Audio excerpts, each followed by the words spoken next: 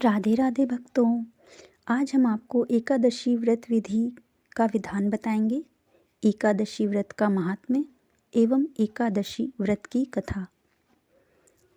एकादशी व्रत विधि विधान: दशमी को सायंकाल भोजन करके अच्छी तरह से दातुन आदि करें। रात्रि को भोजन कदापि न करें। एकादशी के दिन प्रातः 4 बजे उठकर सर्वप्रथम व्रत का संकल्प करें, जिसकी विधि इस प्रकार है। अमुक संवत्सरे, संवत का नाम ले, मार्गशीर्ष मासे कृष्ण पक्षे पुण्य पर्वणि एकादशी तिथो अमुक वासरे, वार का नाम ले।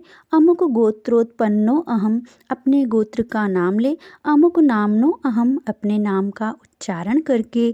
ब्राह्मण हो तो शर्मा, क्षत्रिय हो तो वर्मा, वैश्य हो तो गुप्तो अहम, और शूद्र हो तो दासो अहम कहें। सकल जन्म जन्मांतरराजी तानि यानि पापानि तेषा समनार्थ एकादशी व्रतमहं करिष्ये। इसके पश्चात शौच आदि से निवृत्त होकर नदी, तालाब, बावड़ी या कुएं पर जाकर इस मंत्र को पढ़ते हुए अपने शरीर पर मिट्टी अथवा राख लगाएं। मंत्र इस प्रकार है: अश्वक्रांते रथक्रांते विष्णुक्रांते वसुंधरे, उदधतापि वरोहेण कृष्णेन शतबाहुना, मृतिके हर में पापम यन्मया पूर्व संचितम, त्वया हतेन पापेन गच्छामि परमाम गतिम। फिर शुद्ध जल से स्नान करें। व्रत करने वाला चोर, पाखंडी, पर स्त्रीगामी, निंदक, मिथ्याभाषी तथा किसी प्रकार के पापी मनुष्य से बात न करे। स्नान के पश्चात धूप, दीप, नैवेद्य आदि 16 चीज़ों से भगवान का पूजन करे और रात को दीपदान करे। ये सब कर्म भक्ति और श्रद्धा युक्त होकर करे। रात्रि को सोना व प्रसंग नहीं करना चाहिए। सारी रात्रि भजन कीर्तन आदि करना चाहिए और जो कुछ पहले जाने अनजाने में पाप किए हों उनकी क्षमा प्रार्थना करनी चाहिए। धर्मात्मा पुरुषों को कृष्ण पक्ष तथा शुक्ल पक्ष दोनों एकादशियों को समान समझना चाहिए। एकादशी व्रत महात्म्य इस प्रकार है: जो मनुष्य उपरोक्त विधि के अनुसार एकादशी का व्रत करते हैं, उन्हें शंखोद्वार तीर्थ से स्नान करके भगवान के दर्शन करने से जो फल प्राप्त होता है वो एकादशी व्रत के 16वें भाग के भी समान नहीं है। व्यतिपात के दिन दान देने का 1,00,000 गुना फल होता है। संक्रांति से 4,00,000 गुना तथा सूर्य चंद्र ग्रहण में स्नान दान करने से जो फल प्राप्त होता है वही पुण्य एकादशी के दिन व्रत करने से प्राप्त होता है। अश्वमेध यज्ञ के करने से 100 गुना तथा 1,00,000 तपस्वियों को 60 वर्ष तक भोजन कराने से 10 गुना, 10 ब्राह्मणों अथवा 100 ब्रह्मचारियों को भोजन कराने से 1000 गुना पुण्य भूमि दान करने से होता है। उससे 1000 गुना पुण्य कन्यादान का होता है और उससे 10 गुना पुण्य विद्यादान करने से होता है। विद्यादान से 10 गुना पुण्य भूखे को भोजन कराने से होता है। अन्य दान के समान इस संसार में कोई ऐसा कार्य नहीं है जिससे देवता और पितर दोनों तृप्त होते हों, परंतु एकादशी का व्रत पुण्य सबसे अधिक होता है। 1000 यज्ञों से भी अधिक इसका फल होता है। एकादशी के व्रत का प्रभाव देवताओं को भी दुर्लभ है। रात्रि को भोजन करने वाले को उपवास का आधा फल मिलता है और दिन में एक बार भोजन करने वाले को उसका आधा फल मिलता है, परंतु निर्जल व्रत रखने वाले का महात्म्य तो देवता भी वर्णन नहीं कर सकते। युधिष्ठिर कहने लगे, भगवान, आपने हजारों यज्ञ और 1,00,000 गोदान के पुण्य से भी बढ़कर एकादशी के व्रत के पुण्य को क्यों बताया है, सो सब कहिए। भगवान बोले, हे राजन, अब मैं तुम्हें एक पौराणिक कथा कहता हूँ, ध्यान पूर्वक सुनो। कथा कुछ इस प्रकार है। सतयुग में मुर नाम का एक दैत्य था। वह अत्यंत बलवान और भयानक था। उस प्रचंड दैत्य ने इंद्र, आदित्य, वसु, वायु, अग्नि आदि सब देवताओं को पराजित करके भगा दिया। तब इंद्र आदि देवताओं ने शिव जी से अपने दुख को कहा और बोले, हे कैलाशपति, मुर दैत्य से भयभीत होकर सब देवता मृत्यु लोक में विचरण कर रहे हैं, कृपा कर हमारे इस दुख को दूर करने का उपाय बताएं। तब शिवजी कहने लगे, हे देवेंद्र, तीनों लोकों के स्वामी, भक्तों के दुखों को नाश करने वाले भगवान विष्णु की शरण में जाओ, वही तुम्हारे दुखों को दूर कर सकते हैं। शिवजी के ऐसे वचन सुनकर इंद्र आदि सब देवता क्षीर सागर में पहुँचे। वहाँ भगवान को शयन करते हुए देखकर इंद्र आदि सभी देवता हाथ जोड़कर उनकी स्तुति करने लगे। हे देवताओं द्वारा स्तुति करने योग्य प्रभु, आपको बारंबार नमस्कार है।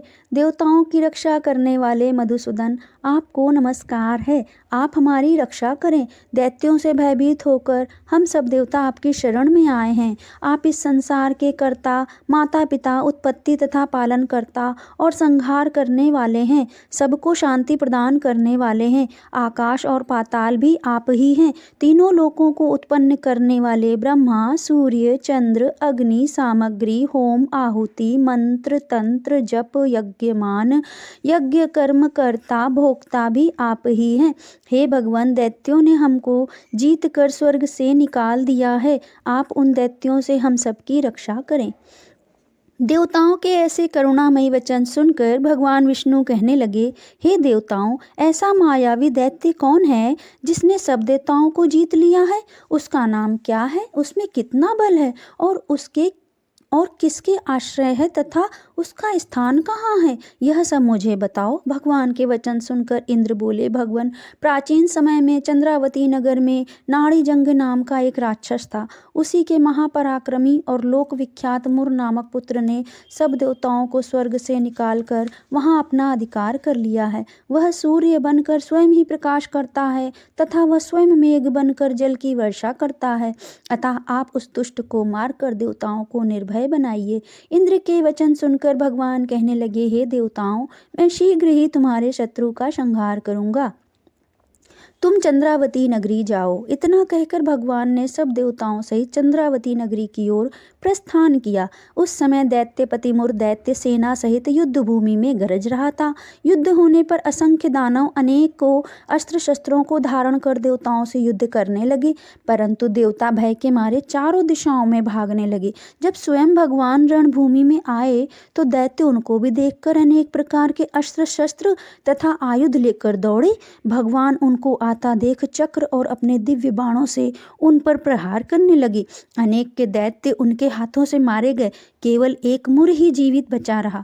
वो अविचल भाव से भगवान के साथ युद्ध करता रहा। भगवान जो भी तीक्ष्ण बार उसके शरीर में मारते, वह उसके लिए पुष्पों के समान हो जाते। शस्त्रों के प्रहार से उसका शरीर छिन्न भिन्न हो गया, परंतु वो फिर भी युद्ध करता ही रहा। अब वे आपस में मल्ल युद्ध करने लगे और 10,000 वर्ष तक उनका मल्ल युद्ध होता रहा, परंतु वो दैत्य भगवान से पराजित न हुआ।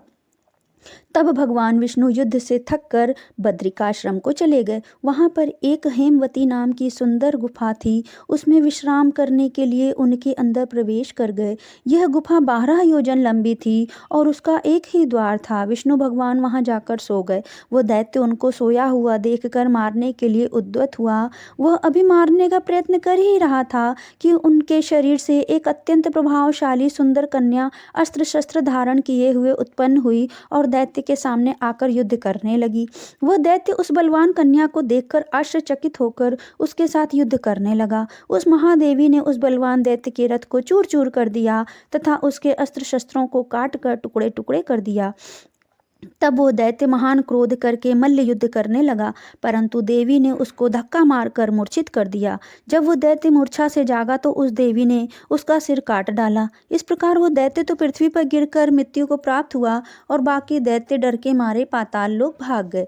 जब भगवान विष्णु की निद्रा टूटी तो उन्होंने मुर दैत्य के कटे सिर व दोनों हाथ जोड़कर खड़ी हुई एक कन्या को देखा। तब भगवान उस कन्या से पूछने लगे, हे देवी, जिस दैत्य से इंद्र आदि सब देवता भयभीत होकर स्वर्ग से भाग गए थे, उसको किसने मारा है? वो कन्या कहने लगी, भगवान, जब आप निद्रा में थे तो ये दैत्य आपको मारने के लिए उद्यत हुआ। उस समय आपकी योग माया द्वारा आपके शरीर से उत्पन्न होकर मैंने इस दैत्य को मार गिराया। यह सुनकर भगवान कहने लगे, हे देवी, तुमने देवताओं के भय को दूर करके बहुत बड़ा कार्य किया है, अतः तुम अपनी इच्छा अनुसार वर मांगो। तब वो देवी बोली, भगवान, यदि आप मुझको वरदान देना ही चाहते हैं तो ये वरदान दीजिए कि जो कोई मेरा व्रत करे उसके सब पाप नष्ट हो जाएं और अंत में वो मोक्ष को प्राप्त हो। जो इस व्रत का पुण्य है उसका आधा रात्रि को भोजन करने वाले को मिले और जो एक बार भोजन करे उसको भी आधा फल प्राप्त हो। जो मनुष्य भक्ति पूर्वक मेरे व्रत में एक बार भी भोजन ना करे उसको धर्म, धन और मुक्ति प्राप्त हो। कन्या के वचन सुनकर भगवान बोले, तथास्तु हे कल्याणी, ऐसा ही होगा। मेरे और तुम में श्रद्धा रखने वाले संसार में प्रसिद्धि व समृद्धि पाएंगे और वे अंत में मोक्ष को प्राप्त करके मेरे लोक को जाएंगे। क्योंकि तुम आज मार्गशीर्ष एकादशी को उत्पन्न हुई हो, अतः तुम्हारा नाम उत्पन्ना एकादशी होगा। तुम्हारे व्रत का फल सब तीर्थों से भी अधिक देने वाला होगा। ऐसा कहकर भगवान अंतर्ध्यान हो गए। भगवान श्री कृष्ण ने आगे कहा, हे युधिष्ठिर, सब तीर्थों के फल से एकादशी व्रत का फल सर्वश्रेष्ठ है। एकादशी व्रत करने वाले के सब शत्रु भाग जाते हैं और अंत में वो मोक्ष को प्राप्त करता है। ये मैंने तुम्हें एकादशी की उत्पत्ति का सब वृतांत बताया है। एकादशी पापों का नष्ट करने वाली तथा सिद्धि प्राप्त कराने वाली है। उत्तम पुरुषों को दोनों पक्ष की एकादशियों को समान ही मानना चाहिए। जो मनुष्य इस एकादशी के महात्म्य को पढ़ता है अथवा सुनता है उसको अश्वमेध यज्ञ का फल प्राप्त होता है और वह करोड़ों वर्ष तक विष्णु लोक में वास करता है, वहाँ भी उसका पूजन होता है। जो मनुष्य एकादशी महात्म्य के चौथे भाग को पढ़ता है उसके ब्रह्म हत्या अनेक पाप नष्ट हो जाते हैं। विष्णु धर्म के बराबर दूसरा कोई धर्म नहीं है तथा एकादशी व्रत के समान और कोई दूसरा व्रत भी नहीं है। इसमें फलाहार में गुड़ बादाम का सागर होता है। कुट्टू के आटे की सामग्री, दूध, मेवा और फल ले सकते हैं। अब आइए भक्तों, आपको पुत्रदा एकादशी व्रत की कथा सुनाते हैं। युधिष्ठिर ने पूछा, हे भगवान, कृपा करके ये बतलाइए कि पौष शुक्ला एकादशी का क्या नाम है, उसकी विधि क्या है और इसमें कौन से देवता की पूजा की जाती है। भगवान श्री कृष्ण बोले, हे राजन, इस एकादशी का नाम पुत्रदा एकादशी है। इसमें नारायण भगवान की पूजा की जाती है। तीनों लोकों में पुत्रदा एकादशी के व्रत के समान कोई और दूसरा व्रत नहीं है। इसके पुण्य से मनुष्य तपस्वी, विद्वान और लक्ष्मीवान होता है। अब मैं तुमसे इसकी कथा कहता हूँ, ध्यानपूर्वक सुनो। कथा कुछ इस प्रकार है। भद्रावती नामक नगरी में सुकेतुमान नामक एक राजा राज्य करता था। उसके कोई पुत्र नहीं था। उसकी स्त्री का नाम शैव्या था। वह निपुती होने के कारण सदैव चिंतित रहा करती थी। राजा के पितर भी रो रो कर पिंड लिया करते थे और सोचा करते थे कि इसके बाद हमें कौन पिंड देगा। राजा को पुत्रहीन होने के कारण भाई बांधव, धन, हाथी, घोड़े, राज्य और मंत्री सब कुछ होने पर भी संतोष नहीं होता था। वो सदैव यही विचार करता था कि मेरे मरने के बाद मुझको कौन पिंड दान देगा। बिना पुत्र के पितरों और देवताओं का ऋण मैं कैसे चुका सकूंगा। इसलिए मुझे पुत्र की उत्पत्ति के लिए प्रयत्न करना चाहिए। राजा इसी प्रकार दिन रात चिंता में लगा रहता था। एक समय राजा ने अपने शरीर को त्याग देने का विचार किया, परंतु आत्मघात को पाप समझकर उसने ऐसा नहीं किया। एक दिन राजा ऐसा ही विचार करता हुआ अपने घोड़े पर चढ़कर वन को चल दिया और पक्षियों व वृक्षों को देखने लगा। उसने देखा कि वन में मृग, व्याघ्र, सुअर, सिंह, बंदर, सर्प आदि सब भ्रमण कर रहे हैं। हाथी अपने बच्चों को हथनियों के साथ घूम रहा है। वन के दृश्यों को देखकर राजा सोच विचार में लग गया। इसी प्रकार दोपहर बीत गई। वो सोचने लगा कि मैंने कई यज्ञ किए, ब्राह्मणों को स्वादिष्ट भोजन से तृप्त किया, फिर भी मुझको ये दुख क्यों प्राप्त हुआ। राजा प्यास के मारे अत्यंत दुखी हो गया और पानी की तलाश में इधर उधर फिरने लगा। थोड़ी दूर जाने पर राजा ने एक सरोवर देखा। उस सरोवर में कमल खिल रहे थे तथा सारस, हंस आदि विहार कर रहे थे। उस सरोवर के चारों तरफ मुनियों के आश्रम बने हुए थे। उस समय राजा के दाहिने अंग फड़कने लगे। राजा शुभ शकुन समझकर घोड़े से उतरा और मुनियों को दंडवत प्रणाम करके उनके सामने बैठ गया। राजा को देखकर मुनियों ने कहा, हे राजन, हम तुमसे अत्यंत प्रसन्न हैं। अपनी इच्छा कहो। राजन ने उनसे पूछा, महाराज, आप कौन हैं और किस लिए यहाँ आए हैं, सो कहिए। मुनि बोले, हे राजन, आज संतान देने वाली पुत्रदा एकादशी है। हम लोग विश्वदेव हैं और इस सरोवर पर स्नान करने आए हैं। इस पर राजा कहने लगा कि महाराज, मेरे भी कोई संतान नहीं है। यदि आप मुझ पर प्रसन्न हैं तो एक पुत्र का वरदान दीजिए। मुनि बोले, हे राजन, आज पुत्रदा एकादशी है, आप इसका व्रत करें। भगवान की कृपा से अवश्य ही आपके पुत्र होगा। मुनि के वचनों के अनुसार राजा ने एकादशी का व्रत किया और द्वादशी को उसका पारण किया। इसके पश्चात मुनियों को प्रणाम करके राजा अपने महल में वापस आ गया। कुछ समय के बाद रानी ने गर्भ धारण किया और 9 महीने के पश्चात उसके एक पुत्र हुआ। वो आगे चलकर अत्यंत शूरवीर, धनवान, यशस्वी तथा प्रजापालक राजा हुआ। श्री कृष्ण भगवान बोले, हे राजन, पुत्र की प्राप्ति के लिए पुत्रदा एकादशी का व्रत करना चाहिए। जो मनुष्य इस महात्म को पढ़ता है या सुनता है उसको अंत में स्वर्ग की प्राप्ति होती है। इस दिन गौ के दूध का सागार तथा फल आदि लिए जा सकते हैं।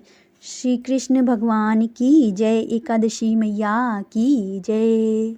श्री कृष्ण गोविंद हरे मुरारी, हे नाथ नारायण वासुदेवा।